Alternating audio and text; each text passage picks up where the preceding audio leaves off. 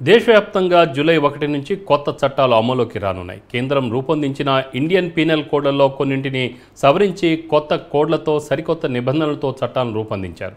భారతీయ న్యాయ సంహిత, భారతీయ నాగరిక సురక్ష సంహిత, భారతీయ సాక్ష్య అనే 3 చట్టాలు ప్రతిష్టాత్మకంగా రూపొందించారు. అయితే దీనిపై కొందరు హర్షం వ్యక్తం చేస్తుంటే మరికొందరు విమర్శలు చేస్తున్నారు. ఇక ఇదే అంశంపై మరింత సమాచారం నెల్లూరు కోర్టు నుంచి మా కరెస్పాండెంట్ బాలరాజు అందిస్తారు.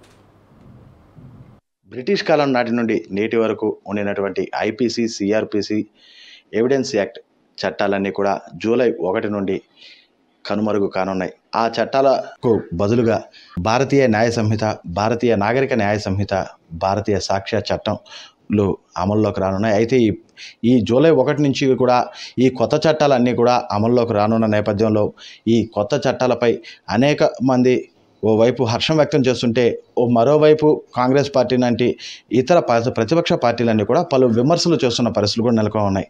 ఇటు కేంద్ర ప్రభుత్వం కావచ్చు, ఇటు న్యాయవాదులు కావచ్చు, అంతా కూడా ఈ చట్టం వలన మంచి జరిగే అవకాశాలు అధికంగా ఉన్నాయంటూ కూడా ఎక్కువ శాతం పేర్కొంటున్న పరిస్థితులు. అయితే అసలు నిజాలేంటి, ఈ కొత్తగా రానున్నటువంటి న్యాయ చట్టాలు ఏం చెప్పబోతున్నాయి, అసలు అవి మంచి చేయనున్నాయా, ఎలాంటి ప్రతిష్టాత్మకంగా చట్టాలు వాటిని రూపొందించారు, వీటన్నిటిని తెలుసుకునేందుకు కూడా మనం ఇప్పుడు ప్రయత్నం చేద్దాం. అయితే మనతో పాటు ప్రస్తుతం పబ్లిక్ ప్రాసిక్యూటర్ విజయ్ గారు ఉన్నారు. ఆమెను అడిగి పూర్తి విషయాలు అడిగి తెలుసుకునే ప్రయత్నం చేద్దాం. మేడం చెప్పండి, ఈ జూలై 1 నుంచి నూతన చట్టాలు అయితే రాబోతున్నాయి. ఈ నూతన చట్టాలు ఎలా ఉండబోతున్నాయి, ఎలాంటి ప్రతిష్టాత్మక చట్టాలు దాన్ని రూపొందించారు?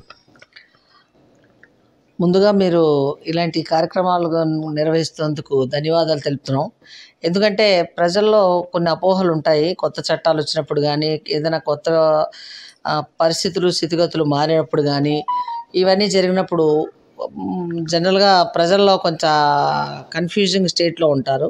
కాబట్టి ఇలాంటి కార్యక్రమాలు చేసి మీరు వాళ్ళని క్లియర్ చేయడం అనేది చాలా మంచి నిర్ణయం ఇది. కానీ మీరు అన్నట్లుగా ఈ కొత్త చట్టాలు అంటే చట్టాల్లో అన్నీ పూర్తిగా మారిపోలేదు. కొన్నిటిని మార్పులు చేశారు, కొన్నిటిని పాత వాటిని యథాతథంగానే కొనసాగించారు.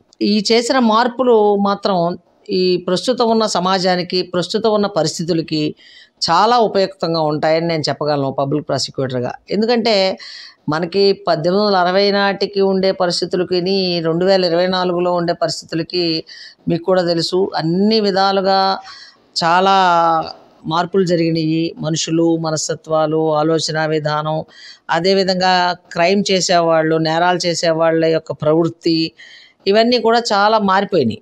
సో ఇలాంటి సందర్భంలో మనకి ఇప్పుడున్న ప్రస్తుత పరిస్థితులకు అనుగుణంగా చట్టాలు మార్చుకోవాల్సిన అవసరం అయితే ఉంది. అది ఇప్పుడు జరగడం అనేది నిజంగా హర్షణీయమే. ఇది ఇప్పుడు జరిగిన మార్పు అయితే చాలా వరకు ఉపయుక్తంగానే ఉంటుంది. మనకి బాంబ్ బ్లాస్టింగ్ జరిగింది కోర్టు ప్రెమిసెస్లో. అది ఇప్పుడు ఈ చట్టం ఉంటే తప్పకుండా దానికి ఆ బాంబ్ బ్లాస్టింగ్ని పోలీసు వారు చక్కగా ప్రూవ్ చేసి దానికి సంబంధించిన ముద్దాయిలకు శిక్ష పడే అవకాశం ఉండేది. అప్పుడు కూడా సరైన స్పెసిఫిక్ యాక్ట్ లేకపోవడం, ఐపీసీలో సెక్షన్స్ లేకపోవడం, కలెక్షన్ ఆఫ్ ఎవిడెన్స్లు అవన్నీ చేసే అవకాశాలు సరిగా లేకపోవడం వల్ల ఈ విధంగా జరిగింది. అంటే అప్పటి పరిస్థితులు, అప్పుడు ఆలోచన విధానం, అప్పుడు నేరస్తులకు ఉండే తెలివితేటలకని ఇప్పుడు టెక్నాలజీ పెరిగిన తర్వాత టెక్నాలజీని ఇంప్రూవ్ చేసుకుని చేసే నేరాలకి అనుగుణంగా మనం చట్టాలు మార్చుకోవాల్సిందే. చట్టం చేసే ముందరే చాలా ఆలోచిస్తారు, ఎంతోమంది యొక్క గైడెన్స్ తీసుకుంటారు, ఆ లీగల్ నాలెడ్జ్ ఉన్న వాళ్ళందరినీ డిస్కస్ చేస్తారు, ఎన్నో విధాలైన పరిశీలనలు చేసిన తరువాత మాత్రమే చేస్తారు. కాబట్టి అది ఎప్పుడు ఉపయుక్తంగానే ఉంటుంది తప్ప నష్టం కలిగించేది అయితే ఉండదు. Okay, thank you madam. అయితే మనతో పాటు మరో న్యాయవాది కూడా ఉన్నారు. ఆయన మాటల్లో కూడా ఈ చట్టం గురించి ఆయన ఏమంటున్నారో తెలుసుకునే ప్రయత్నం చేద్దాం. సార్ చెప్పండి, ఇప్పుడు నూతన న్యాయ చట్టాలన్నీ కూడా జూలై 1 నుంచి అమల్లోకి రానున్నాయి. అయితే ఈ జీరో ఎఫ్ఐఆర్ అనేది ఒకటి వినపడుతుంది. ఈ జీరో ఎఫ్ఐఆర్ గతంలో కూడా విన్నాం, కానీ ఇప్పుడు మరలా నూతనంగా ప్రతిష్టాత్మకంగా వినపడుతుంది. దీనివల్ల ఎలాంటి లాభాలు కలగనున్నాయి, అసలు ఈ జీరో ఎఫ్ఐఆర్ ఏంటి? ఈ జీరో ఎఫ్ఐఆర్ గురించి ప్రత్యేకంగా చెప్పాలంటే ఈరోజు ఎంతో అనుకూలంగా ప్రజలకి మారబోతూ ఉంది. ఎందుకంటే ఎక్కడైతే ఇన్సిడెంట్ జరుగుతుందో అక్కడి నుంచే మీరు దగ్గరలో దరిదాపుల్లో ఉన్న ఏదైతే నియరెస్ట్ పోలీస్ స్టేషన్ ఉంటుందో అక్కడికే వెళ్ళి మీరు కంప్లైంట్ పెట్టచ్చు.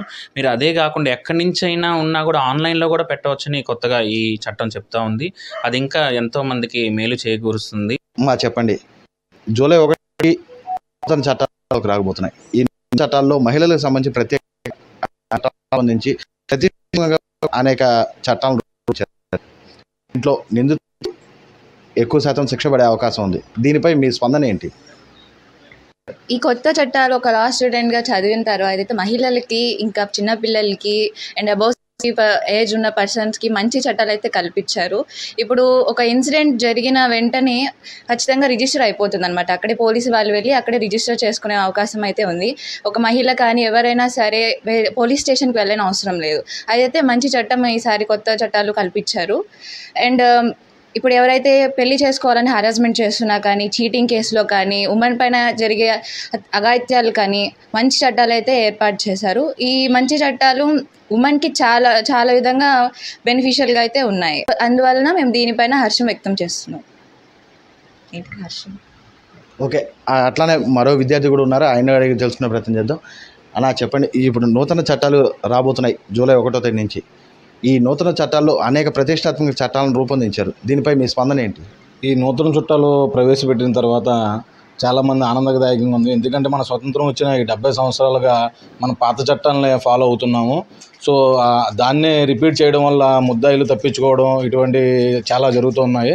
ఇప్పుడు ఈ కొత్త చట్టాల వల్ల దాన్ని త్వరగా అభివృద్ధి చెందించి ముద్దాయిల్ని నిందించడానికి, అదేవిధంగా పోలీసులు కూడా చాలా బాగుంటుందని హర్షం వ్యక్తం చేస్తున్నాను. అయితే చూసుకున్నట్లయితే ఈ జూలై 1 నుండి అమల్లోకి రానటువంటి భారతీయ న్యాయ సంహిత, భారతీయ నాగరిక న్యాయ సంహిత, భారతీయ సాక్ష్య అధియాన్ వంటి చట్టాలన్నీ కూడా ఎంతో ప్రతిష్టాత్మకంగా రూపొందించారని, ఈ ప్రతిష్టాత్మకంగా రూపొందించిన చట్టాల కారణంగా నిందితులకు ఖచ్చితంగా శిక్ష పడే అవకాశం కూడా ఉందని, గతంలో చూసుకున్నట్లయితే బ్రిటిష్ కాలం నాటి చట్టాలను ఇప్పటి వరకు కూడా తీసుకురావడంతో అనేక సెక్షన్లు లేకపోవడంతో అనేక మంది నిందితులు కూడా కేసులు కట్టినప్పటికీ ఆ పోలీసుల దర్యాప్తులో కావచ్చు, అనేక విధాల్లో కావచ్చు ఎక్కువ శాతం నిందితులు తప్పించుకునే అవకాశం ఉండేదని, అయితే ప్రస్తుతం తీసుకున్నటువంటి నూతన న్యాయ చట్టాలతో ఎలాంటి నిందితులు కూడా తప్పించుకునే అవకాశం లేదని, అట్లానే నిజమైన నిందితులకు తప్ప అక్రమ కేసుల్లోని నిందితులకు ఎవరికి కూడా శిక్షలు పడే అవకాశం లేదంటూ కూడా ఇక్కడ ఉన్నటువంటి న్యాయవాదులతో పాటు పబ్లిక్ ప్రాసిక్యూటర్తో పాటు ఇక్కడ ఉన్నటువంటి విద్యార్థులు కూడా చెప్తున్న పరిస్థితి నెలకొంది. అయితే మొత్తం చూసుకున్నట్లయితే ఈ నూతన న్యాయ చట్టాలపై కూడా జూలై 1 నుండి అమలుకు వస్తుండడంతో ప్రతి ఒక్కరైతే హర్షం వ్యక్తం చేస్తున్నారనే చెప్పవచ్చు. కెమెరామెన్ ప్రవీణ్తో బాలరాజు, న్యూస్ 360 నెల్లూరు నుండి.